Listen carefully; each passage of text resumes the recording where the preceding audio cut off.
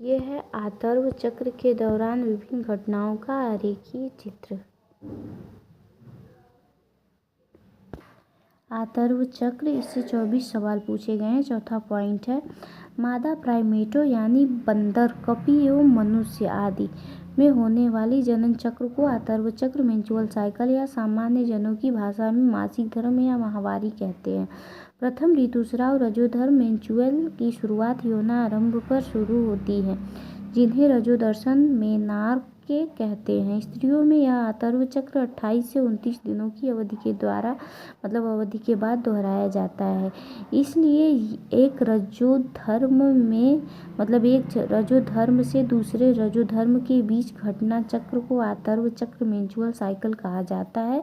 इसके आतर्व चक्र के मध्य में एक अंडाणु उत्सर्जित किया जाता है या अंडोत्सर्ग होता है। आतर्व चक्र की प्रमुख घटना को चित्र में दर्शाया गया था, जो दिखाए हैं चित्र पहले। आतर्व चक्र की शुरुआत आतर्व प्रावस्था में होती है, जबकि रक्तस्राव होने लगता है। यह रक्तस्राव 3 से 5 दिन तक जारी रहता है। गर्भाशय से इस रक्तस्राव का कारण गर्भाशय की अंतःस्तर परत और इसकी रक्त वाहिनियों के नष्ट होना है, जो एक तरल का रूप धारण करता है और योनि से बाहर निकलता है। रजोधर्म तभी आता है जब मोचित अंडाणु निषेचित नहीं हुआ हो। रजोधर्म की अनुपस्थिति गर्भधारण का संकेत है। इसके अन्य कारण जैसे तनाव, निर्बल स्वास्थ्य आदि भी हो सकती है। आतर्व प्रावस्था के बाद पुटकी प्रावस्था आती है। इस प्रावस्था के दौरान गर्भाशय के भीतर की प्राथमिक पुटक में वृद्धि होती है और यह एक पूर्ण ग्राफी पुटक बन जाता है तथा इसके साथ साथ गर्भाशय में प्रचुरोद्भवन प्रोलिफरेशन के द्वारा गर्भाशय स्तर पुनः पैदा हो जाता है। अंडाशय और गर्भाशय के ये परिवर्तन पीयूष ग्रंथि तथा अंडाशयी हार्मोन की मात्रा के स्तर में बदलाव से प्रेरित होती हैं। पुटक प्रावस्था के दौरान गोनेडोट्रोपिन, LH एवं FSH का स्राव धीरे धीरे बढ़ता है। यह स्राव पुटक परिवर्धन के साथ साथ वर्धमान पुटक द्वारा एस्ट्रोजन के स्राव को उद्दीपित करता है। LH तथा FSH दोनों ही आतर्व चक्र के मध्य लगभग 14वें दिन अपनी उच्चतम स्तर को प्राप्त करते हैं। मध्य चक्र के दौरान LH का तीव्र स्राव जब अधिकतम स्तर पर होता है तो इसे LH सर्ज कहा जाता है। यह ग्राफी पुटक को फटने के लिए प्रेरित करता है, जिसके कारण अंडाणु मोचित हो जाता है, यानी अंडोत्सर्ग ओव्यूलेशन होता है।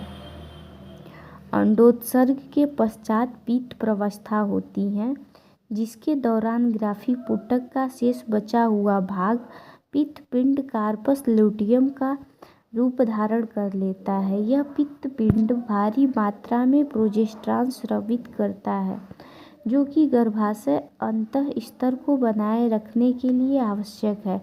इस प्रकार गर्भाशय अंतःस्तर निषेचित अंडाणु के अंतरोपण, इम्प्लांटेशन तथा सगर्भता की अन्य घटनाओं के लिए आवश्यक है। सगर्भता के दौरान आतर्व चक्र की सभी घटनाएं बंद हो जाती हैं, इसलिए इस समय रजोधर्म नहीं होता।